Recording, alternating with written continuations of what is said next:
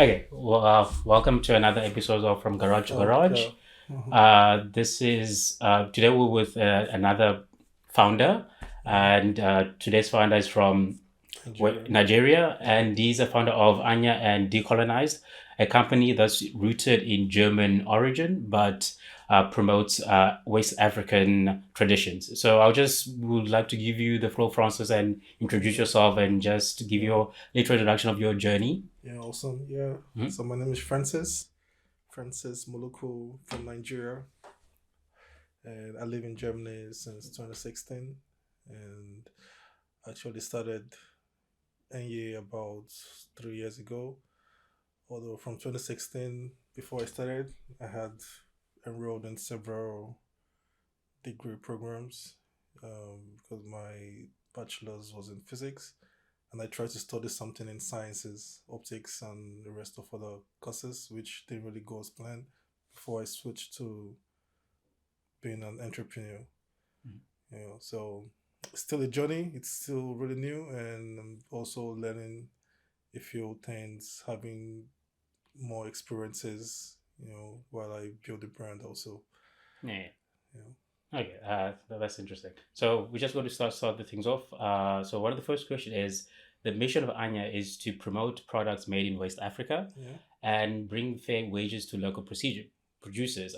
Can you share some of the inspirations behind this vision, and as well as what aligns with your? How does this align with your personal mission as well? Yeah, the mission of Enyi as a brand, the original concept was to um have several African brands to sell on the platform. It was designed as a marketplace website Mhm. initially when I started, and I had challenges reaching out to other entrepreneurs who were really serious about promoting their products. Although I reached out to a couple for like a year and a half, the whole thing on the website was different brands and different products from African countries.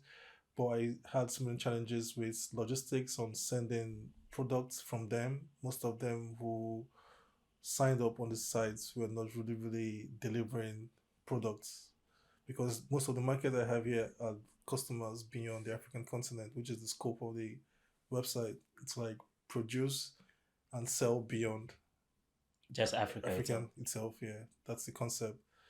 And yeah, about a year ago, I decided to just start off the brand and sell any custom products right Do, now. do you Yeah. feel like it's an issue with Africa finding a point of like transferring their products across global waters? Yes, I think one the major issue with African products being sold abroad is the logistics, how it sends, the time it takes to send products, the cost of sending products Mm. also. And because it's really new, I decided to just it was designed to just open it to customers so they can send these products themselves to Europe or to the US market. But I figure it's really difficult to even ship products like for not so expensive prices. Sometimes you try to like maybe there's an order, for example, Yeah. like a shoe order, somebody who makes shoes, and he's supposed to ship several shoes to different countries. And this personnel, because we do not know, we have to be very transparent. We do not know who is really making the shoes, and we expect the shoes to be delivered to the customer before the funds are released. Because as a marketplace, starting the marketplace, you don't just give people funds like that when maybe there's an order and you just pay upfront, and sometimes they don't get to deliver after they receive the funds. And it was a really major challenges meeting people who were not really honest with delivering products, people who take months to deliver The product. items. So it was really huge challenge. But I know there are some other brands who do this, that's a African marketplace, who somehow scale through with that. But when I started it, it wasn't as easy as it seemed to just start the marketplace, except if you focus in African countries or maybe in that same country for example, in Nigeria, then it's going to be really, really easy To distribute your to products. distribute products. You Hmm. know, So scaling up is usually difficult when you're from Africa and then you try to go into yeah, European markets. yeah, it is really difficult. You know, if you're dealing with people who are also selling products and who are not like in Europe also, Yeah, and it's difficult to send these products back and in forth. single batches to Europe and very expensive also. Yeah. You know. It would be convenient if there was a solution for like that makes if you a business multiple business could get together and be like, oh, this is the distributor we all Yeah, use. If that connection can be like established, establish like a logistic, yeah, like a solid logistic firm, which would be nice if we can really build on the logistics in Africa or in different regions in Africa. That will be the first step to really scaling commerce beyond. beyond just Uh, Africa itself. uh, Hmm, interesting. So, as you said, what challenges have you identified in the current economic landscape in African countries that motivated you to start your startup? um, what I really the main issues I face mostly, like I said earlier, it's just about products which are not produced in Africa being marketed as African products, and it really affects the whole standard of the whole process. Like for example, right now I sell a couple of oils, body oils, which are really made in western area of my country, Mhm. and there are so many brands, so many foreign brands who sell these oils also. And when you check these qualities, they are really cheap. And when people come to buy from you, they expect it to be cheap. But the thing is, it's not the same quality. It's not the same oil. Most of them have been mixed with several other stuff. Yeah, yeah. You know, so they They're just sell it. using the name to be like, Yeah, yeah, it's from Africa. yeah, and they give it this. They call this something they call UEBT. You know, they give it some stamps like bio UEBT standards, sourced ethically. You know, vegan. Those things are just greenwashing terms they use to promote products, and they are not really like when you feel them, when you smell them, when you see the texture, you know that this is not the main stuff, Stuff. Yeah. but they sell it so cheap. And when you bring those main oils to try to sell it for what it costs for those who are making it to sell it in a way that it adds value to others, people complain it's like it's too expensive. Yeah. You know, they say it's too expensive for this quantity or it's too expensive for what they usually get it for. So it's also a challenge. The pricing point is Yeah, also because yeah, they will use the cheaper product because yeah, it's like, oh, we can get it for cheaper, yeah, but your quality is better yeah, because it actually definitely. takes the actual product. Yeah, and luckily a few who believe when they try it and they are like, wow, you know, they like the products and Mm. they still come back and introduce other Yeah, people yeah, to it. yeah. Yeah, I think that's a big issue where people can just, especially big companies, they'll come yeah, in and then they'll take your product, they'll yeah, remarket it yeah, in this sense. So now to touch on that, as you just mentioned that there's this perception of big companies just coming in and taking products. What does Anya aim to bridge this gap between to ensure local communities are actually promoted? What are you guys doing to ensure that and promote local communities in their products and those things? yeah. To promote these products, we really rely on mouth to mouth marketing, people who use them because that's the only way we can really gain the trust. You know, going to network events, Mm. festivals, exhibitions, and letting the people see the product and also marketing it with flyers. You know, writing information, a lot of information of where this product comes from, and generally just being out there and not just staying and not just relying on the online world. Presence and Yeah, to just be like, oh, yeah, at least an Instagram post, a yeah, TikTok post. yeah. I mean, those things work, of course, but we should not really um not we should not say we want to exclude the physical presence in marketing And the local community product. Yeah, themselves. yeah, it's very very important. That's I think that has been the most growth of the brand. Mm. being present in different The exhibitions community. and local communities. Oh, that's Yeah. nice. So how does Anya collaborate with local producers in West Africa?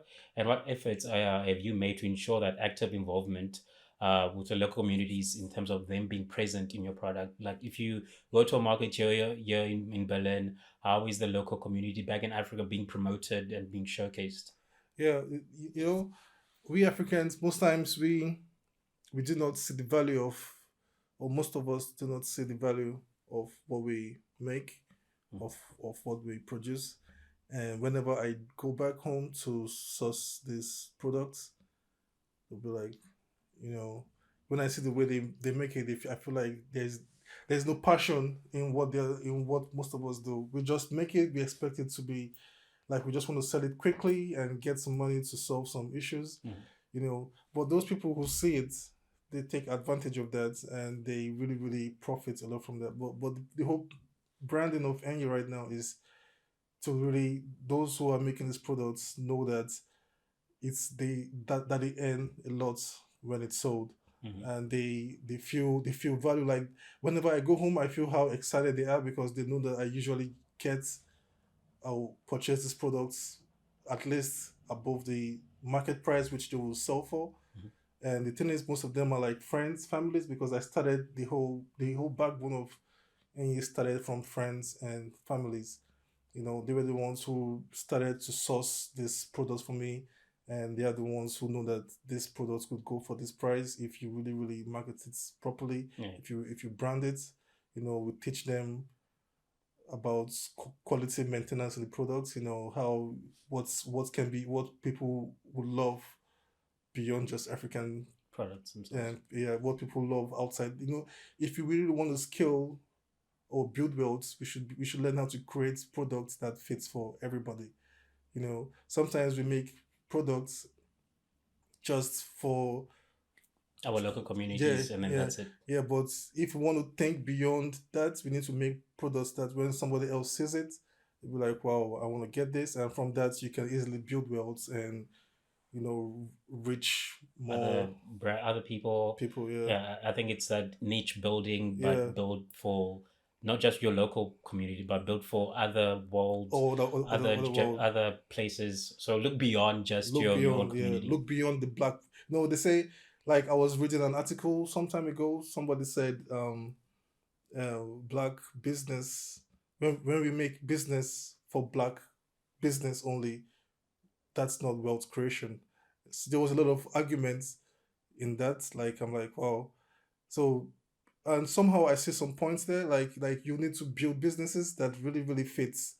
That really, like for example, we love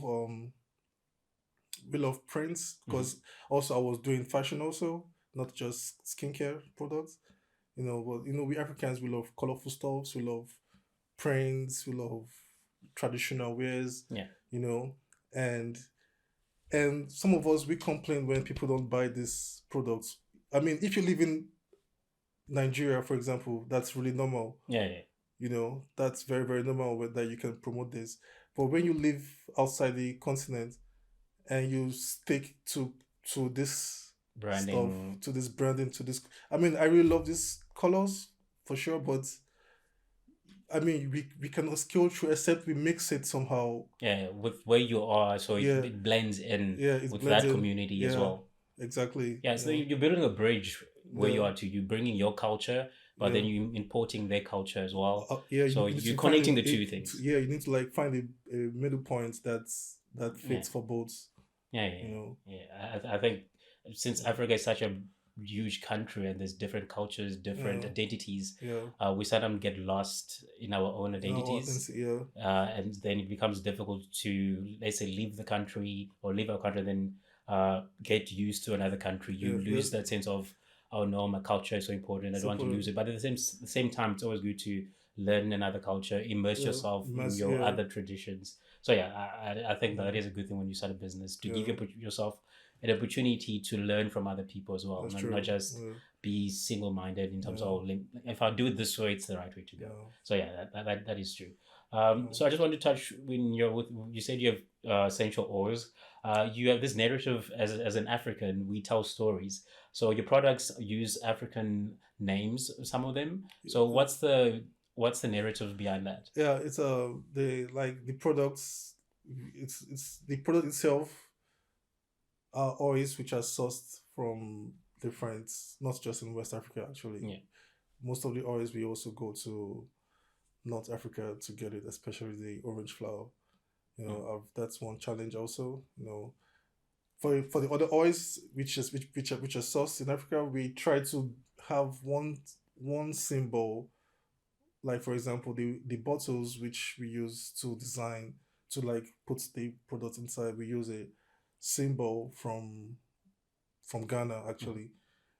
That symbol represents different spiritual signs, to like represent the way of life. It's like a lifestyle symbol that, we don't just sell the products, like we just don't just sell lavender, for example, but we try to add some spirituality, some kind Absolutely. of African spirituality to those bottles, Mhm. like Sankofa, Sumsum, you know, we just try to add those things to make it feel more enriching and more, like add a meaning to it. Yeah. And the more you use it, the more you use the stuffs, the more you try to connect it to your meditation lifestyle. If you're someone who does yoga, who does a lot of meditation also, you associate the symbols, they kind of, it's like just a way of life, Yeah. Yeah. you know. Mm. That's the concept. Yeah, that's nice. It's Mm. always good to. It gives you that sense of being in touch with the Yeah, yeah, Africanness of the product itself. yeah, yeah, exactly. Hmm. Yeah, that's Yeah, good. So Anya emphasizes this notion of ethical sourcing, yeah, promoting environmental consciousness. And so, how does this value contribute to the larger goal of creating an economic independence in Africa? yeah.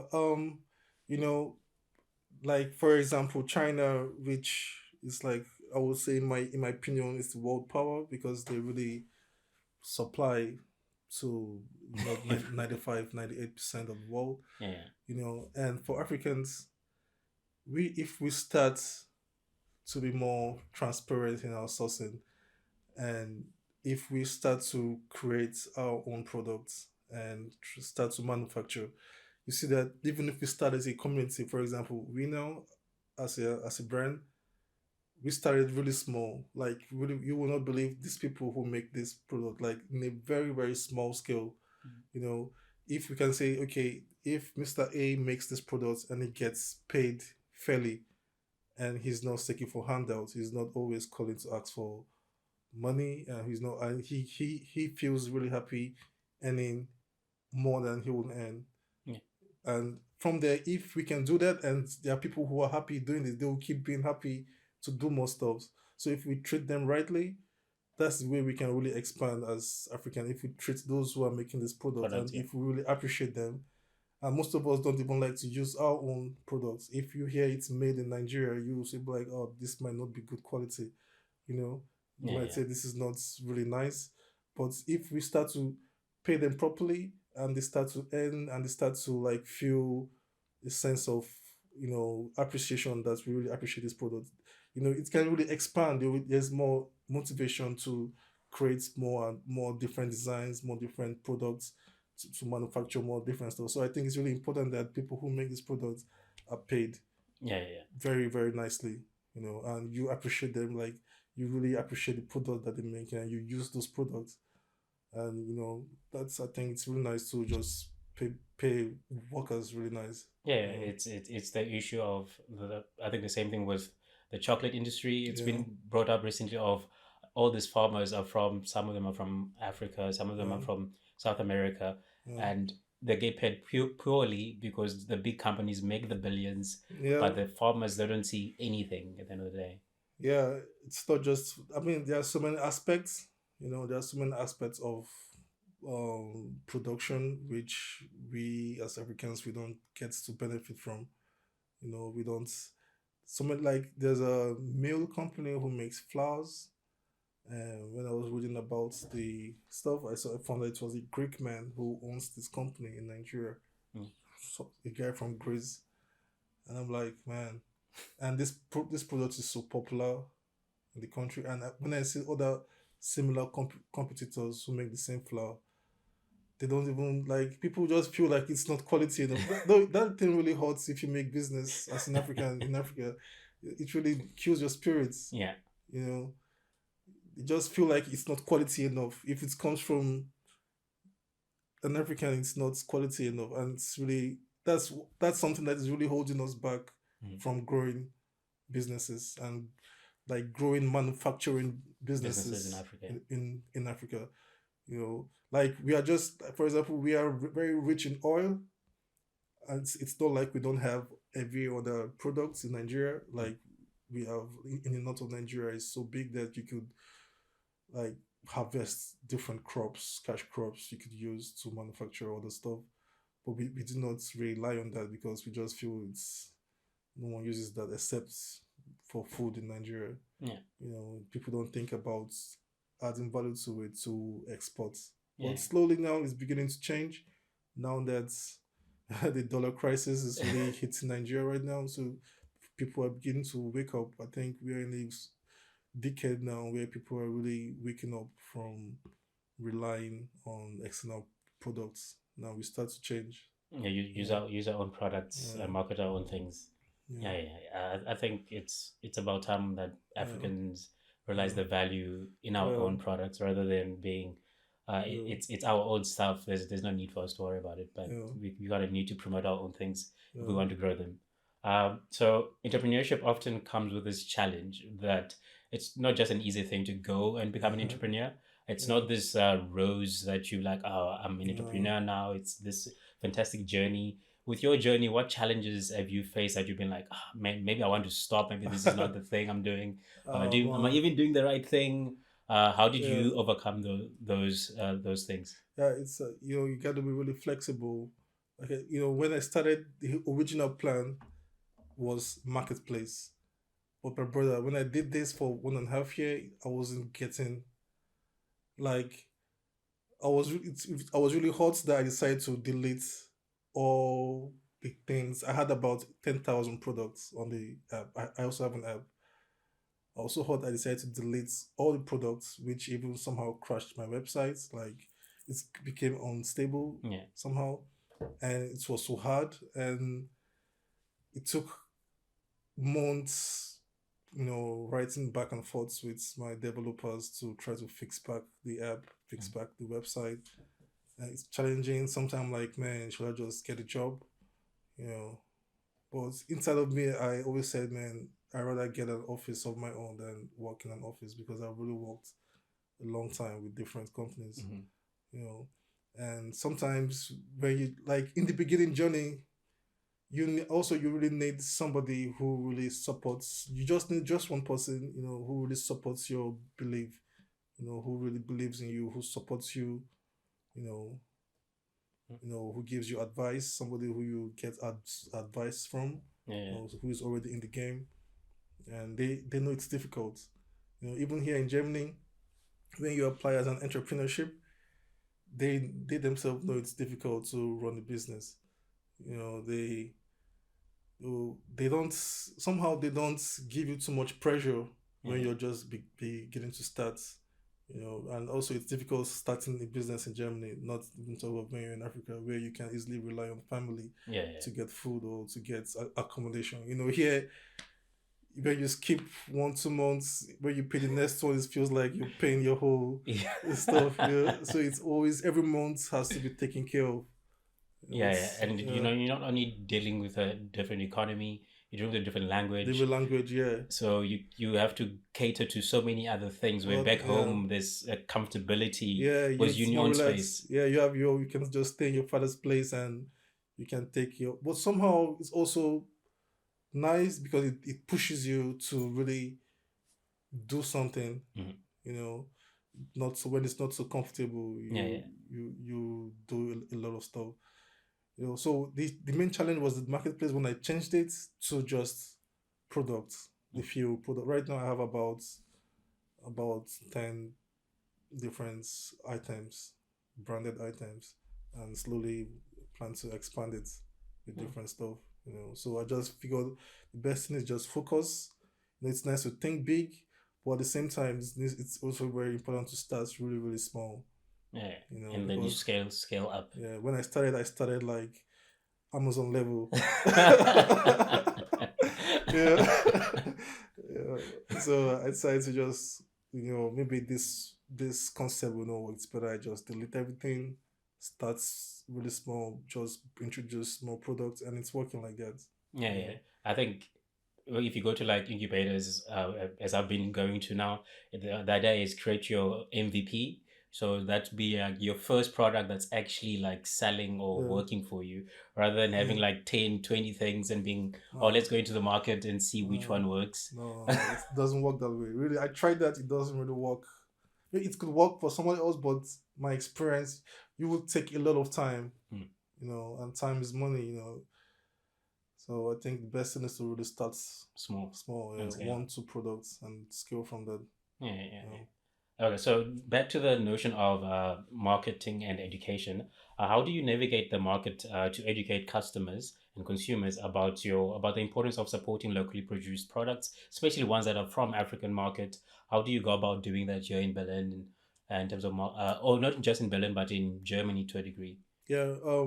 Usually I have product informations. Mhm. For each product, I have like A4 sheets, which I really explain about the products, which is right in front of the products. There's a sample also, which the customer could test that. They could read the information, and it's really important that they read. Otherwise, it's just gonna be any products they find Anywhere else? in any supermarket. It's that's one thing I feel that has been working also. When they read the product, they read the ingredients, each ingredient where it comes from. They read the symbol, what the symbol symbolizes.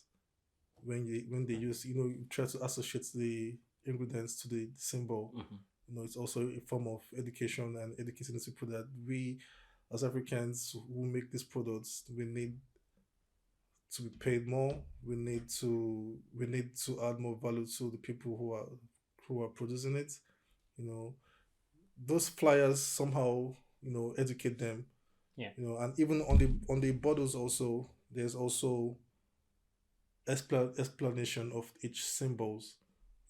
They can read those things, and they also have a form of, you know they feel like more Aware about what aware they're getting. and connected spiritually, and they also connect themselves that they are actually adding value to those who are making it. Making the product. Oh, Yeah, that's nice. It's yeah, always nice to reteach people about what yeah, they're getting rather than just for them going to any yeah, supermarket and then you buy yeah, Nivea bottle and then yeah, it's yeah. just the purpose of it's just another lotion, another Another, sample. yeah, It really another doesn't matter. stuff. Yeah, So that's good. yeah, So Anya has a dual mission, which is the economic impact and the community development. So how do you balance those two and create a profitability within the company itself?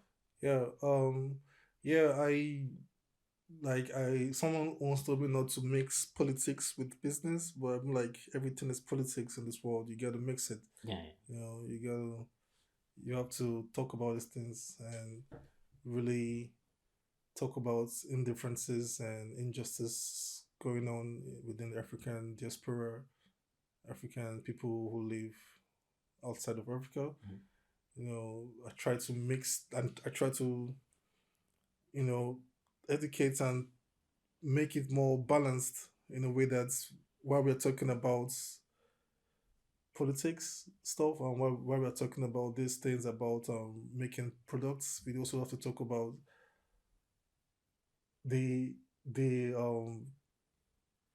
injustices going on, challenges going on in Africa, for example, how it's difficult to trade, like how it's even difficult to ship products from Nigeria to Ghana, how it's more expensive to ship from Nigeria to South Africa.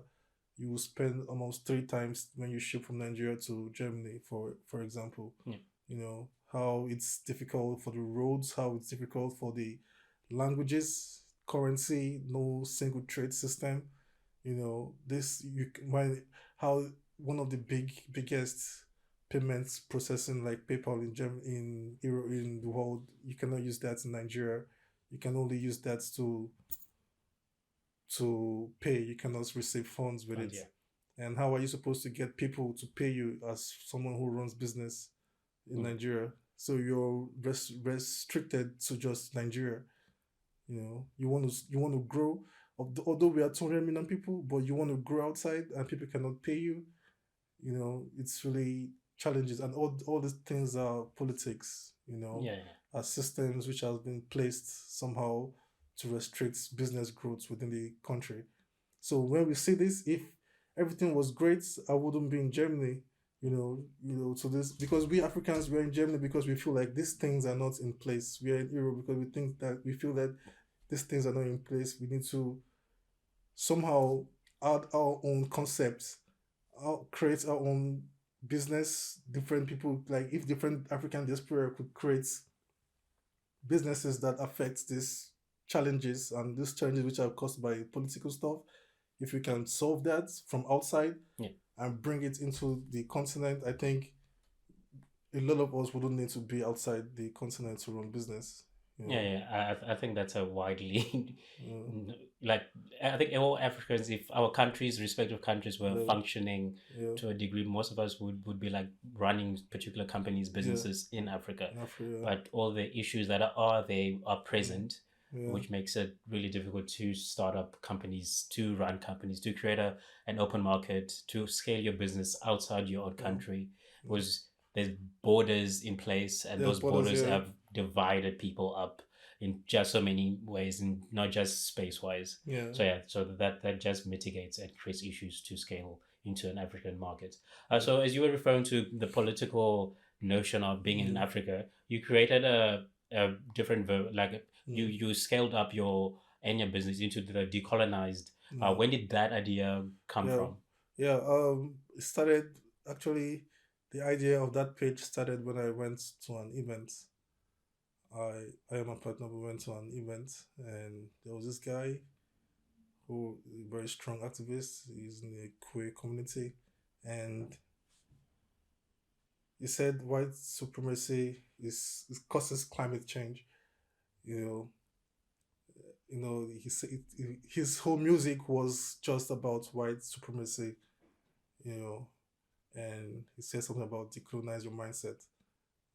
After I came back, I was like, this was 2 years ago. That was in 2022. Yeah. So when I came out from that event, so I actually wrote to that guy. I'm like, man, I really love your performance, and you really, it gave me a lot of ideas.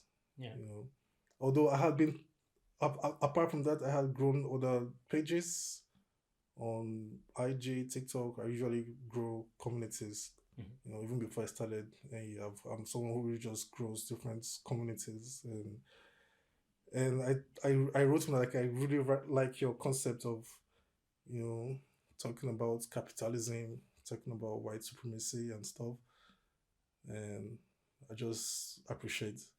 Then after that, he did not respond, but I decided, okay, maybe I just create something that will really discuss about the challenges of production in Africa, yeah, of the challenges, what are the things that are causing us in Africa not being able to produce? What are the systems? What are those things that doesn't require that has been there already, which is very very hard for us to like scale our businesses. Then I thought about the name decolonization. Then I'm like, man, maybe I should just say decolonize. It's better to they say we are already decolonized, but in a way we are not yet. yeah, But I just say, okay, I just put the name decolonize. That I think this product we have to start producing. My shea butter should be decolonized. My creams, my oils, my body oils should be decolonized. I just started. I just that was the idea. yeah, Just start that page, about producing. Then from there, I decided to talk more about production, about decolonizing your mind, decolonizing products, decolonizing mindsets, decolonizing religion, how religions causes wars, how as in what are the things that we think is not the issue, but they're actually the issue because they have been set in place already. yeah. you know. So that's the idea of that page. Mm. Oh, yeah, it makes sense because it's the whole notion we are free, Yeah, but at the same time, there's these things that are yeah, keeping us in this sense of still we're not that free because there's restrictions. yeah, So you have to remove yourself from those things before you can yeah, technically be free. yeah. That's Um, true. so those things are there. So the context of decolonize, as you mentioned, it is freeing one's mind. How do consumers how do you make them aware on the website in terms of broader things that Africa is facing? How do you like when you post on the website? Do you maybe see something that's happening online and you're like, okay, I can refer to this on the website? Is that how you go about it? Usually most of the things, apart from getting inspiration from other people, issues and problems, I think the thing that makes me write blogs is mostly about the challenges which I face also, you know, Mhm. like the things which I face in running the business. For example, there's a I wrote a blog about slow fashion because I started with fashion. I wrote about slow fashion, about those who are making it, the origin of cotton, where cotton came from, the people who was affected, who this slavery that took place in the U.S., which a lot of farmers were placed in cotton plantations, and I really talked about the root cause of how you can of cotton production, how they put them together, Yeah. cotton and slavery. And another thing I wrote about is something about tretinoin. It's a very wide known skincare product for anti aging, and it's a lot about the foundation of that ingredients was from prisoners. They did a lot of testing with prisoners back in the US, and there were a lot of people who had a lot of injuries before they found that ingredients, but nobody talked about it, you know. But they found that you can get retinol for anti-wrinkle from those tests which they made to those black prisoners, and it's a billion industry where people really profit right now. They just use this retinol on their face. They don't know how It's from. where it came from or how it was built. Then another thing was chocolate. You know, I wrote something about how Ghana stopped importing and exporting products to Switzerland. Now they want to start to create their own chocolate. You know, all those things are small signs of the real decolonization, the real changes. You know, if you stop something and you want to start to create value to your own people, well, those are topics. You know, Yeah. those. So from my own experience, I decided, okay, now go more deep into politics. You know, talk about other people experiences, repost other people's stuff, and just Yeah. share. Speak the Yeah, words so people can see. yeah, Yeah, okay, that's good. yeah. So looking at the long-term future, what's your plans and of both the Anya product and the Decolonized web Mm, page? What's your end yeah, goal? What do you see the future? yeah. It's the initially I was writing blogs. I was using just Enyi to write the blogs, but I decided to split them out and create a different website for the topic of decolonization. Now, the what I aim to get with that is to educate by books. Mhm. That's the goal of that page right now. To educate with books, different books, get different authors to write on, because I just see myself like a vessel. You know, most of the contents on that page are from experiences of different authors, different people. You know, so sometimes I even talk about getting different authors contact me if you want to like write your story, or if you want to write something about any issues you're facing. You know, if you have books that has something to do with enlightenment of the mind, you know, if you have books that has to do with history, talking about the colonial history from your country, you know, how it affects your country. So those books, the idea of that decolonized page is to get authors to write books and publish their books on that website, you know, and somehow also products, you know, products which are really, really made in Africa, or made in India, or made in most of these colonized Countries so they can countries. promote the products. Yeah. Yeah. So that's the also the second idea for that website. While AE on its own It's just an affiliate of Decolonized, like a brand under Decolonized, that the owner of this products is an African, getting African products, and I just try to separate them so Decolonized can be for more articles Mhm. and publications, and Enyi can be for the products Itself. part. So that's the concept, just publications and products. And I still left the marketplace. I still kept the marketplace open, but if it grows, then probably other marketers and other firms can also sell Things on through the it. through Enyi Oh, nice. also. So Enyi is just gonna be like a A starting point or starting where point. everyone Yeah, else can yeah, gather. yeah, And that's nice. yeah, It creates a community. yeah, I think it's a good thing, especially in the startup scene where you yeah, can have a community together, so other people yeah, can guide you that have been yeah, there already, yeah, and be like, oh, this is if you're going through an issue, yeah, and then someone who knows how to maneuver through that issue, yeah, you can either go, hey, I'm going through this. yeah, What can I do? And then you create that sense yeah, of camaraderie where people can talk with each other, give each other advice. So yeah. that's a good thing to have. So what metrics do you use in terms of measuring both the success of both of your businesses? Mm. How would you measure that? Um, I think it's mostly about the like for Decolonized, for example, it's mostly about the people who visits the website Mhm. and the subscribers, the people who subscribe for newsletters, people who are really eager to learn history, and people who write me often. Most times, I feel sometimes overwhelmed on the Decolonized page, because there's a lot of people who want to talk a lot about so many things. The Gaza war, Ukraine, there's so many people, so many stuffs I get, Mhm. which I feel like if people write you and they like what you do, not everyone likes the concept of mixing both together actually, but there's some people who also appreciate that I'm Yeah, really doing this because one, no one is paying me to even do that. Sometimes when I get some authors, they ask me if there's a sponsor behind the page. I'm like, there's a sponsor. It's just me behind the website and behind the page, you know. And they'd be like, wow. Sometimes some of them they help me. They write articles and they send it to me for free, just to get the website traffic yeah, coming in, you know. Then maybe someday in the future it's really difficult because it's not an organization where we say we can monetize this thing like that. No, it doesn't work like that. But at the same time, there's a lot of work behind it. yeah, yeah. There's a lot of work. People who write expect to be paid.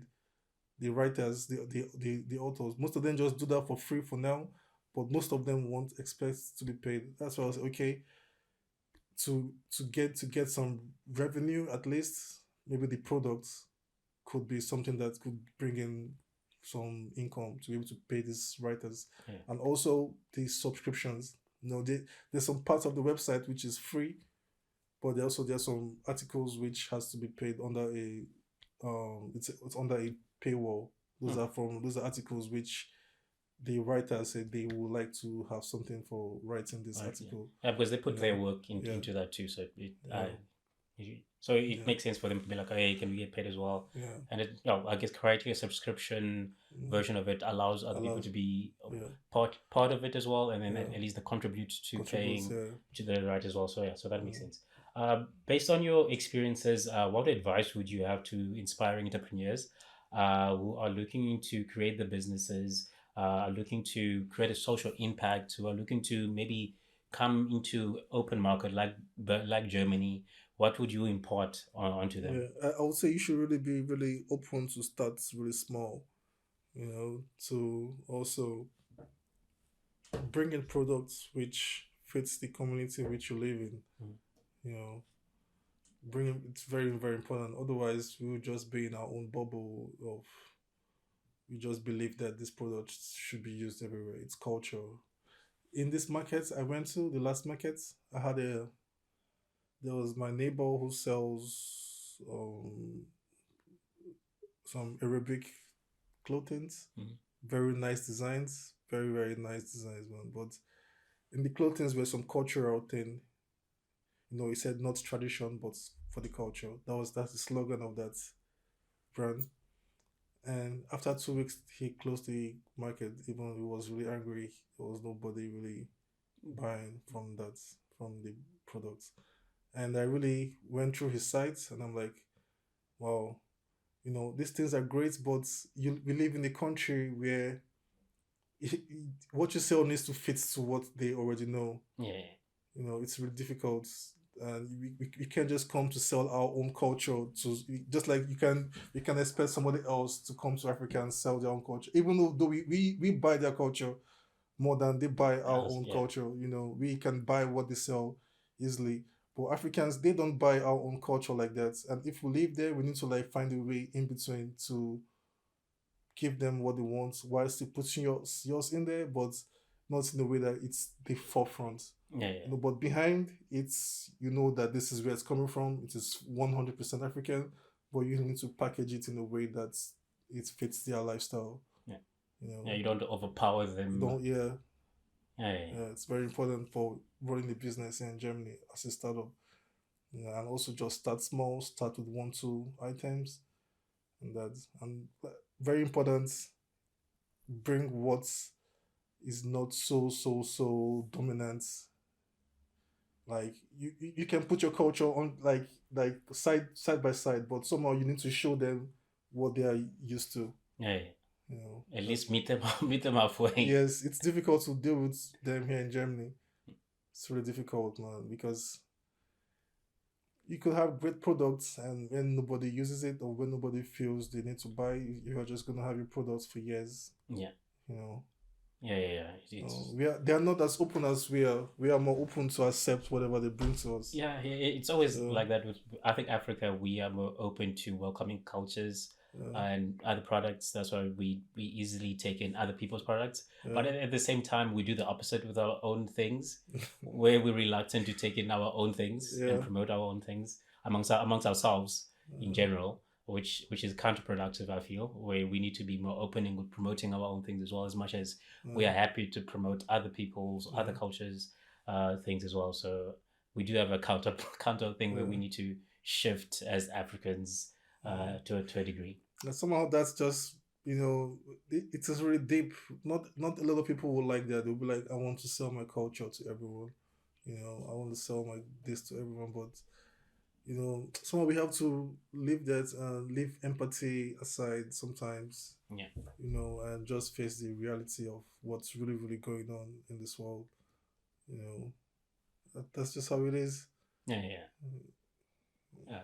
So lastly, as we come to an end, would you just like to share like one thing that actually throughout your journey, what did you enjoy the most that left like an impression on you, and that was like, oh, this is a building block I can use throughout my startup journey.